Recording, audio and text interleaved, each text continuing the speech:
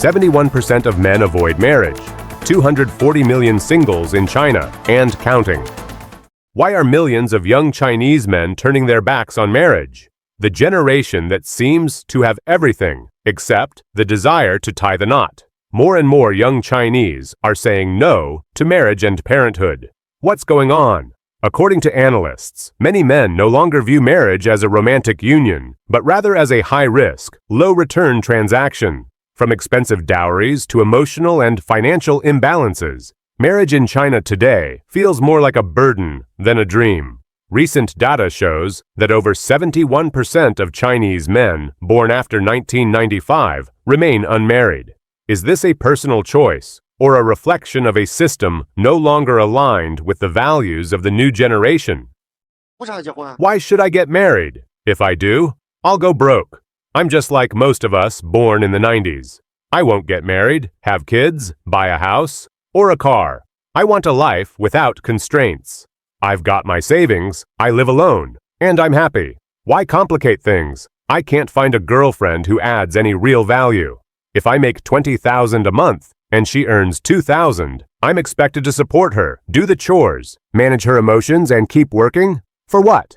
That's not a relationship. That's adopting someone. Nowadays, marriage is no longer about love. It's about financial requirements. These days, a lot of men are guarded around women. Because of so-called gold diggers and scandals like the Datong case, even if a woman is genuine, men don't trust her. They won't hand over power in a relationship. Influencers have ruined the dating market. Suspicion has grown, and the relationship between men and women has deteriorated. Even decent women are struggling now. In this new reality, the marriage market has changed drastically. It's no longer about finding a compatible partner, but about passing a full-blown audit of income, assets, and social status. Some claim that modern dating is no longer a search for love, but a struggle for emotional and financial survival. They use beauty filters to create a flawless image, vague captions to craft romantic illusions, and social comparisons to boost a man's ego. They attend elite femininity training courses to learn how to manipulate men and make them spend. There's an entire industry around this. Guides on creating attractive profiles, writing persuasive posts, strategies to dodge emotional abuse, and even methods to help mistresses rise in status. This ideology has even shaped the mindset of ordinary women. Many now see it as normal for men to pay for everything. At parties or holidays, if there's no expensive gift, the man is labeled stingy. If the dowry is less than 100,000 yuan, it's seen as a sign of disrespect. But now, the so-called gold digger economy has collapsed, and with it, a whole industry of emotional manipulation. What's left is confusion, disillusionment, and reflection. China already has over 240 million singles.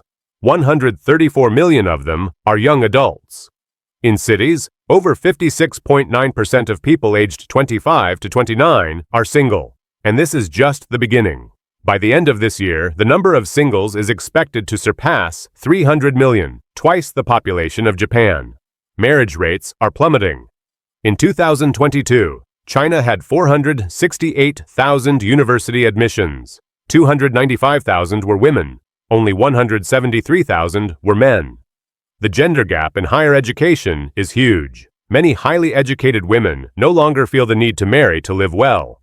At the same time, capitalism and romantic TV dramas have raised expectations so high that some women are chasing fantasy princes, leaving more and more women single.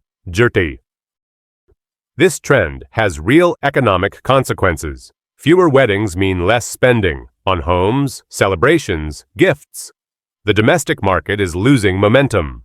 In response, the government has tried to encourage marriage. It eliminated marriage registration fees in 2017 and scrapped the residency certificate requirement in 2024. But none of it has worked. In the first 3 quarters of 2024, only 4.747 million couples registered for marriage, 943,000 fewer than the year before. China is undergoing a deep cultural shift. What was once an expected rite of passage into adulthood is now a choice, and one that many no longer want to make. The idea of better alone than in a bad relationship is gaining ground. Young people are choosing freedom, emotional well-being, and financial independence over tradition. Is this the end of traditional marriage in China? The answer may lie with the millions of singles choosing a different path. Singleness. Crisis in China. 100 million women without a partner, and nobody wants them?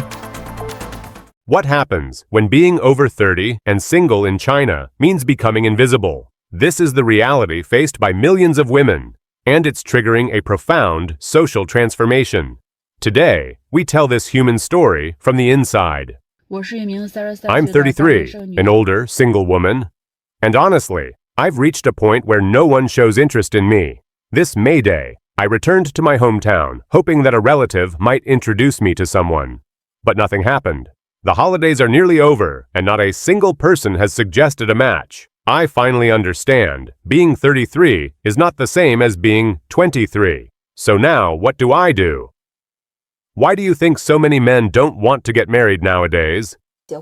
Let's do the math. A house costs about 500,000 yuan, often over $1 million in many cities. Let's keep it low. A car, 100,000. Traditional dowry, another 100,000. Gold jewelry items, 30,000.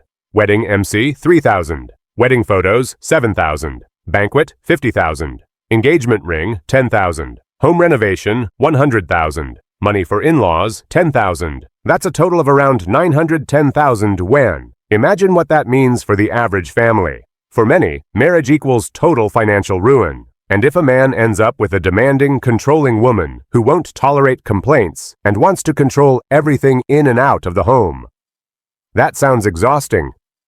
Exactly. That's why many men are no longer willing to marry.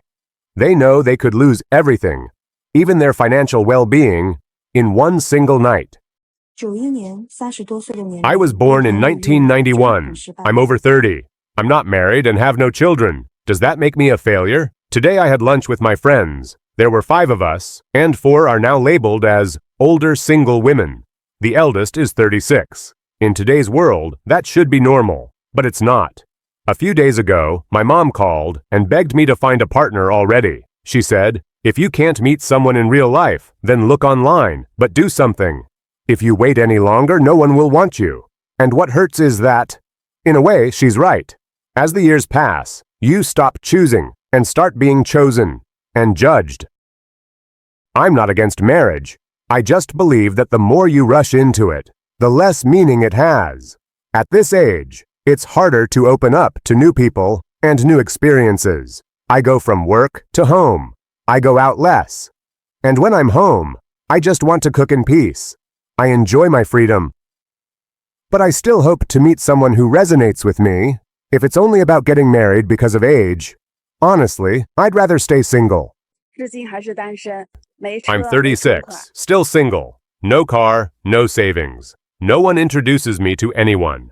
I've officially reached the age of marital invisibility. In the marriage market, I'm like a clearance sale item.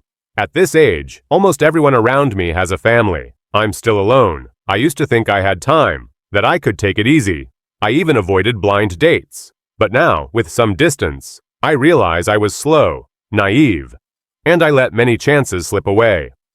So what becomes of these so-called older single women? Influencer Sister Yuan shared a story that leaves a mark. A woman with a postgraduate degree. When she was younger, her standards were sky high. Her partner had to be at least 1.80 meters tall, earn at least 500,000 yuan a year, own a house and a car. The result? Years and years of dating, and never getting married. In today's China, millions of bright, ambitious women find themselves caught in a paradox. The more they grow, succeed, and gain independence, the more they are pushed aside by a tradition that hasn't caught up with their freedom. Maybe the real problem isn't their choices, but a system that still measures a woman's worth by her marital status, rather than her life story. Is it worth waiting for a love that may never come, or is it time for society to redefine what it really means to succeed in life? Because maybe, just maybe, the greatest act of love is refusing to live by someone else's expectations. Economic collapse in China. Families in Shanghai living under bridges on just 5 to 8 yuan a month. An unsettling portrait of a country where economic growth clashes with the harsh reality of unstable, futureless jobs. While China boasts record-breaking numbers in GDP, millions of workers are struggling to survive on wages that are nothing short of humiliating. In cities like Shenzhen or Guangzhou, where the skyscrapers keep rising, salaries remain on the ground. Can a young, educated person accept earning less than the price of a daily coffee?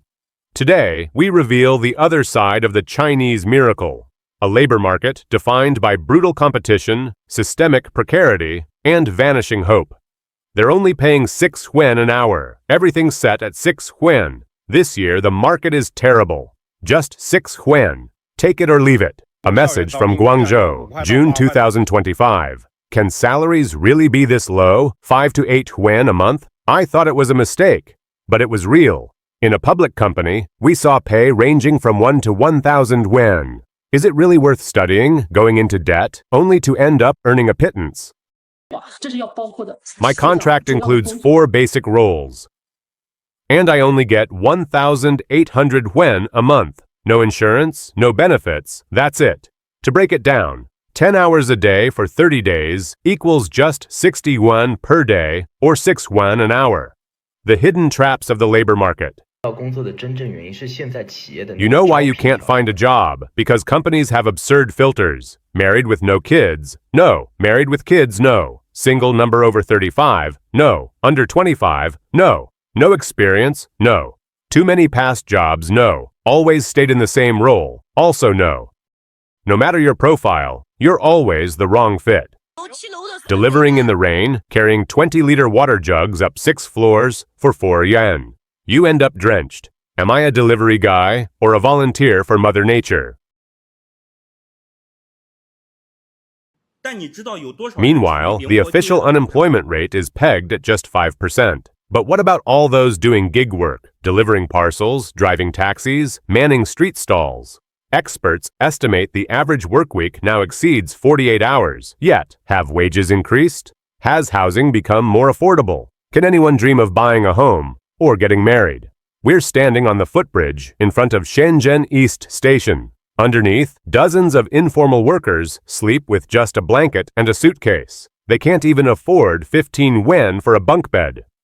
At 3 a.m. in Shanghai, dozens sleep in the gaps under the bridges. No tents, no shelter, just 5, 6, 10. Dozens. These aren't people without potential. They are the precarious future of a crumbling economy.